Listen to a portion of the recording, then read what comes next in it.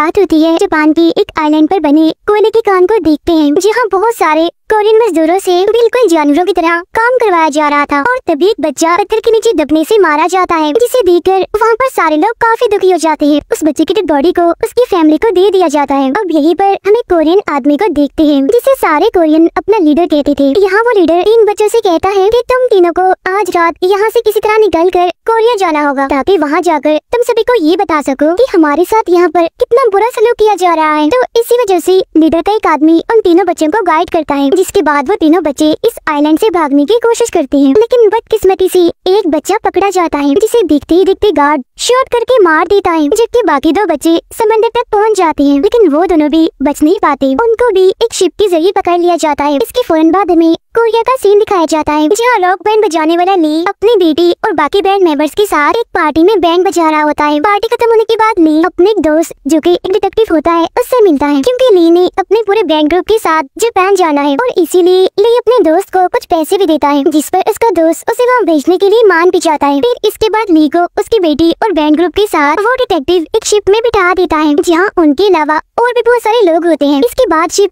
एक जगह पर आकर रुक जाती है। तब ली को वहाँ पर अपने दोस्त के बहुत सारे लेटर्स जमीन पर पड़े हुए मिलते हैं, यानी इसका मतलब ये है कि ली के दोस्त ने उसको धोखा दिया है और उसे एक गलत जगह पर भेज दिया है। और ली के अलावा उसने और भी बहुत सारे लोगों के साथ धोखा किया है। और वहाँ मौजूद सारे ऑफिसर्स लोगों को ट्रेन में भरकर उसी आइलैंड पर ले जाने के लिए निकल जाते हैं। लेकिन जैसे ही वो इस आइलैंड पर पहुँचते हैं तो सारे सोल्जर्स, सारे ऑफिसर्स उन सभी लोगों को मारने पीटने लगते हैं। तो वो सारे लोग उनसे काफी रिक्वेस्ट करते हैं कि प्लीज हमें मत मारो, लेकिन वो तो उनकी एक नहीं सुनती और तो और औरतों को और उनके बच्चों को उनकी फैमिली से अलग करके दूसरी बोट में बिठाकर उन्हें यहाँ से ले जाते हैं। और अब ये देखकर सारे मेल काफी दुखी हो जाते हैं। अब सारे आदमियों को एक जगह पर ले जाकर उनका सारा सामान उनसे दे दिया जाता है। माइन कंपनी का जूनियर मैनेजर वहाँ पर आकर ली से कहता है कि चलो जापान का गीत बजाओ। इसीलिए उसके कहने पर सभी लोग उस गीत को बजाने लगते हैं। और तब इतनी देर में वहाँ पर सीनियर मैनेजर भी आ जाता है, जो सभी कोरिया से आए हुए लोगों से कहता है कि हम यहाँ पर आपका वेलकम करते हैं और अब से आप हमारे लिए ही काम करेंगे। अब यहाँ पर सारे लोगों को उनकी अकाउंट स्लिप दी जाती है, जिसमें उन लोगों के इस आइलैंड पर आने का खर्चा, यहाँ पर रहने का खर्चा और साथ ही इस तरह के बहुत सारे खर्चों की कीमतें लिखी गई होती है, जिनके पैसे कंपनी सारे मजदूरों की मजदूरी से काटेगी। इतने पैसे लेने के बावजूद भी उन्हें गंदा सा कीड़ों वाला खाना ही दिया जाता है, जिसके बाद सभी लोगों को माइन के अंदर भेज दिया जाता है काम करने के लिए, जहाँ काम करने के बाद सारे लोग नहाने के लिए चले जाते हैं। अब यहाँ तो सुपरवाइजर जो कि होता तो एक कोरियन है, लेकिन वो एक लड़के को मार रहा होता है। तब ये देखकर कोरियन में से एक गैंगस्टर जिसका नाम जॉय होता है, वो उस सुपरवाइजर से लड़ने लगता है। और तब इतनी देर में माइन कंपनी का जूनियर मैनेजर वहाँ पर आ जाता है। तब यहाँ पर वो कोरियन गैंगस्टर यानी कि जॉय जूनियर मैनेजर से कहता है कि मैं सुपरवाइजर से लड़ूंगा और अगर मैं हार गया तो तुम सबका गुलाम बनकर रहूंगा और अगर मैं जीत गया तो सभी मजदूरों का लीडर बनकर रहूंगा। जिस पर वो जूनियर मान जाता है, जिसके बाद जॉय उस सुपरवाइजर से लड़ने लगता है, जहाँ वो उसे इतना मारता है कि उसे अधमरा कर देता है। लेकिन तभी यहाँ पर सीनियर लीडर आकर कहता है कि ये जापानी हम सब कोरियन को आपस में लड़वाना चाहता है, इसीलिए प्लीज आपस में मत लड़ो। लेकिन शर्त के मुताबिक अब जॉय सभी मजदूरों का लीडर बन जाता है।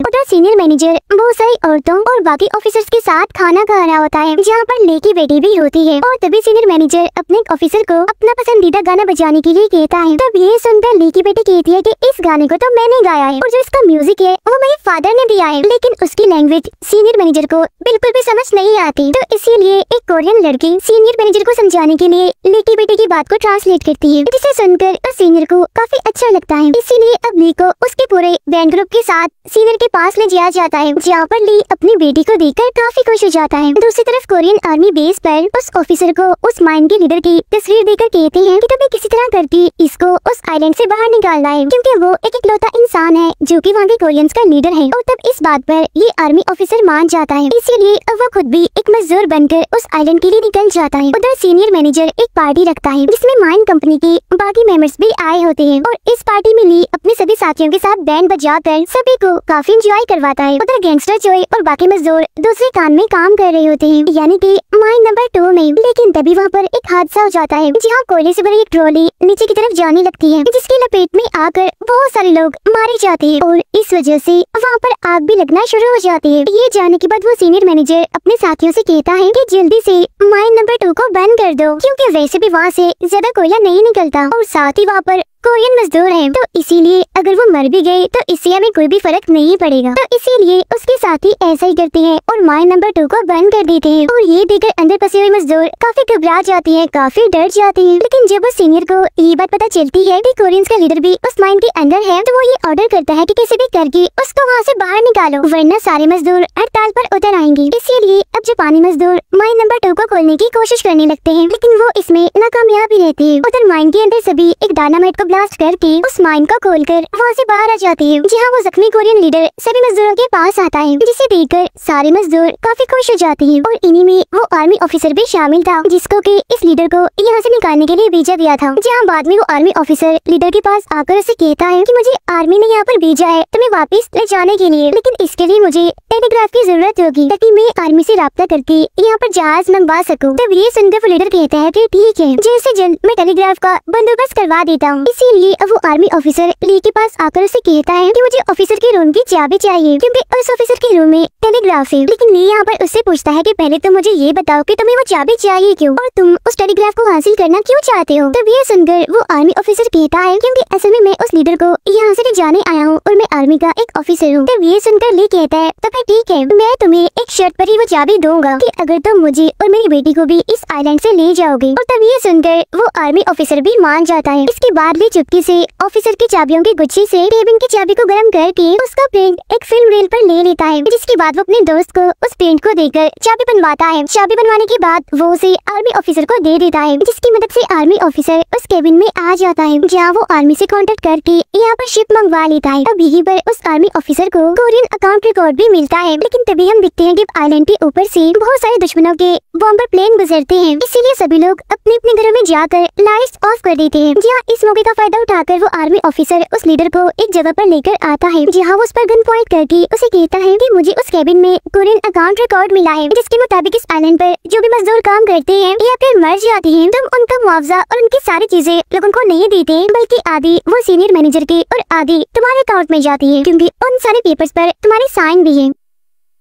ये सुनकर वो लीडर कहता है लेकिन मैं तो ऐसा कुछ भी नहीं करता, बल्कि वो सीनियर मुझे फंसाने की कोशिश कर रहा है। और तब इतनी ही देर में ली भी अपने बेटे के साथ यहाँ पर आ जाता है, लेकिन अब पूरे आइलैंड पर ब्लास्ट होने लगते हैं, जिसमें वो सीनियर भी जल जाता है। जी हाँ, बाद में सारे जापानी बंकर में जाकर सभी कोरियंस को वहाँ पर मरने के लिए छोड़ देते हैं, लेकिन इसका फायदा उठाकर वो लीडर यहाँ से भागने लगता है। लेकिन तब उसे यहाँ पर बचाने के लिए उसका अपना खास आदमी आ जाता है। यहाँ वो लीडर अपने उस खास आदमी से सवाल करता है कि क्या तुमने उस अकाउंट रिकॉर्ड को देखा, जिस पर उसका खास आदमी हाँ में जवाब देता है कि हाँ मैंने देखा। तो इसलिए वो लीडर उसे यहीं पर ही शूट करके मार देता है। और अब ये चीज ली और उसकी बेटी भी छुप कर देख लेती है। अब माइन कंपनी का सीनियर ऑफिसर जूनियर को कॉल करके कहता है कि हिटलर मारा गया और जिसने भी नाजी की मदद की उसको क्रिमिनल मानकर उस पर हमला किया जा रहा है, और अमेरिका ने हिरोशिमा पर काफी खतरनाक बॉम्ब गिरा दिया है, जिसकी वजह से पूरा हिरोशिमा बर्बाद हो गया है। अब ये सुनकर जूनियर मैनेजर अपने सीनियर ऑफिसर से कहता है कि हमारा सीनियर मैनेजर जख्मी है क्योंकि वो जल चुका है बॉम्ब ब्लास्ट में, इसीलिए अब हमें मदद चाहिए। ये सुनकर वो सीनियर ऑफिसर कहता है कि तुम ऐसा करो, अपने उस सीनियर मैनेजर को मार दो और खुद तुम सीनियर बन जाओ। इसीलिए अब वो जूनियर मैनेजर ऐसे करता है, यानी कि वो सीनियर मैनेजर को मार देता है। अगले दिन सारे जापानीज कोरियंस को भगाने के लिए धरना दे रहे होते हैं, क्योंकि एक कोरियन ने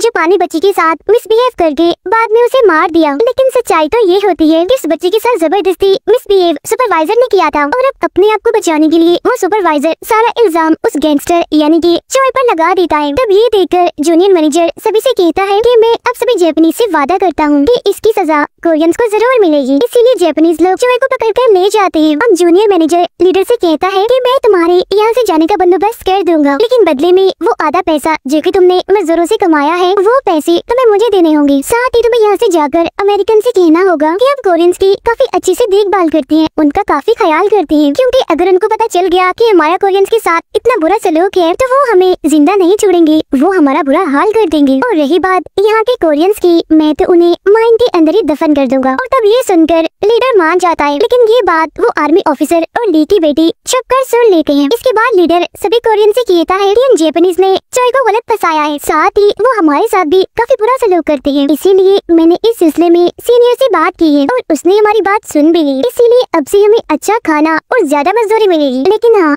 इसी खुशी में सभी को माइन में आना है, क्योंकि वहाँ पर सेलिब्रेशन का एक इवेंट होने वाला है। ये सुनकर सभी लोग एकदम से काफी खुश हो जाते हैं। लेकिन तभी आर्मी ऑफिसर सभी से कहता है कि ये लीडर जो भी कह रहा है ये झूठ कह रहा है, क्योंकि असल में इसने आप लोगों के साथ धोखा किया है। ये असल में सीनियर और जूनियर के साथ मिलकर आप लोगों को मिलने वाले सारे पैसे सारे मुआवजे खा लेता है। तब ये सुनकर वो लीडर सभी से कहता है कि नहीं, ऐसा कुछ भी नहीं है, ये झूठ बोल रहा है क्योंकि ये असल में अमेरिका का जासूस है, इसीलिए तुम इसकी बातों में मत आओ। और तब यहाँ पर ली उन सभी को अकाउंट रिपोर्ट दिखाता है और तब ली की बेटी भी यहाँ पर सभी को कहती है कि हाँ, वो आर्मी ऑफिसर बिल्कुल ठीक कह रहे हैं, क्योंकि इसने तो मेरे ही सामने अपने वफादार साथी को मार दिया। और अब ये सुनकर सारे लोग उस लीडर के खिलाफ हो जाते हैं, इसीलिए आर्मी ऑफिसर भी उसे यहीं पर ही मार देता है, जिसके बाद अब ये लोग जोए को भी आजाद कर देते हैं।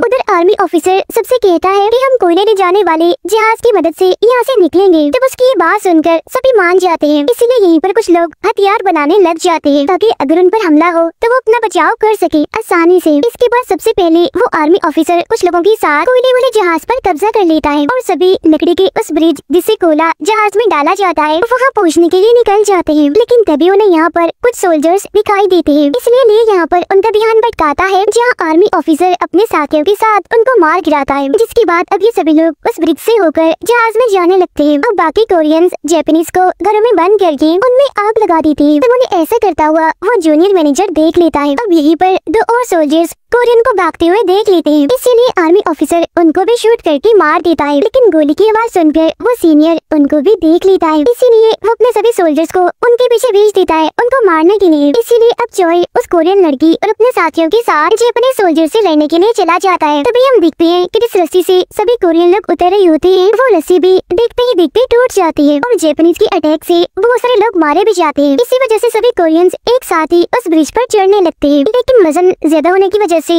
वो ब्रिज भी टूट जाता है, जिसकी वजह से आधे लोग तो जहाज में चले जाते हैं लेकिन आधे लोग इसी आइलैंड पर फंस जाते हैं। और अब यहाँ पर देखते ही देखते जापानीज और कोरियंस में खतरनाक लड़ाई शुरू हो जाती है। तब यहाँ ली अकेला ही उस ब्रिज को उठाने की कोशिश करता है, लेकिन उससे वो ब्रिज नहीं उठ पाता, इसीलिए अब उसकी बेटी उसकी मदद करने के लिए आती है। और अब ये देखकर सभी लोग उनकी मदद करने के लिए उस ब्रिज को उठाने लगती है। तभी यहाँ पर लड़ते हुए उस कोरियन लड़की को गोली लग जाती है, जो गोली असल में सुपरवाइजर ने चलाई होती है। इसी वजह से जोए को काफी गुस्सा आ जाता है, इसीलिए वो उस सुपरवाइजर से लड़ने जाता है, जहाँ वो उसकी गर्दन की और उसकी बॉडी की हड्डियाँ तोड़कर उसी बड़ी बेरहमी से मार देता है। लेकिन जब वो उस कोरियन लड़की के पास वापस आ ही रहा होता है तो वो देखते ही देखते उसे भी गोली लग जाती है, लेकिन किसी भी तरह करके वो उस कोरियन लड़की के पास आ ही जाता है और फिर यहाँ पर देखते ही देखते उन दोनों की मौत हो जाती है। उधर ली अपनी बेटी को एक जगह पर बिठाकर आगे बढ़ रहा होता है, लेकिन तभी उसे वो जूनियर मैनेजर शूट कर देता है, लेकिन बदले में ली भी उसको शूट कर देता है। लेकिन जब ली की बेटी ये देखकर अपने फादर की तरफ भागने लगती है तो वो जूनियर उसे पकड़ लेता है और उसे प्रिजनर बना लेता है। तो ये देखकर आर्मी ऑफिसर उस पर पत्थर मारता है, जिसकी वजह से वो ली की बेटी को छोड़ देता है। लेकिन फिर जैसे वो जूनियर ली को शूट करने वाला होता है कि तभी ली की बेटी बोतल वाले बॉम्ब को उस पर फोड़ देती है, जिसकी वजह से अब वो जूनियर जलने लगता है। तो वो आर्मी ऑफिसर उसका गला काट कर सभी जापानीज से कहता है कि सीनियर जूनियर मैनेजर और वो सुपरवाइजर सभी मारे जा चुके हैं, इसीलिए अब हम यहाँ पर वॉर खत्म करते हैं, क्योंकि अब हम सभी यहाँ से जा रहे हैं। तब उसकी ये बात सुनकर सभी जापानीज यहीं पर ही रुक जाते हैं, जबकि बचे हुए कोरियंस ब्रिज के जरिए जहाज में सवार हो जाते हैं। लेकिन जख्मी होने की वजह से ली की हालत काफी खराब होती है, इसीलिए वो अपने आखिरी टाइम में उस आर्मी ऑफिसर से ये रिक्वेस्ट करता है कि प्लीज मेरे मरने के बाद मेरी बेटी का अच्छे से ख्याल रखना। और ये कहकर ली भी दम तोड़ देता है, जिसकी वजह से उसकी बेटी एकदम से काफी दुखी हो जाती है और टूट जाती है। लेकिन तभी उन सभी लोगों को अपने सामने एक काफी बड़ा ब्लास्ट दिखाई देता है, जो नागासाकी पर अमेरिका के बॉम्ब गिराने की वजह से हुआ था, जिसे देखकर सारे लोग काफी हैरान हो जाते हैं। जहाँ बाद में ली की बेटी को दिखाते हुए ये मूवी यहीं पर एंड हो जाती है। Thank you for watching.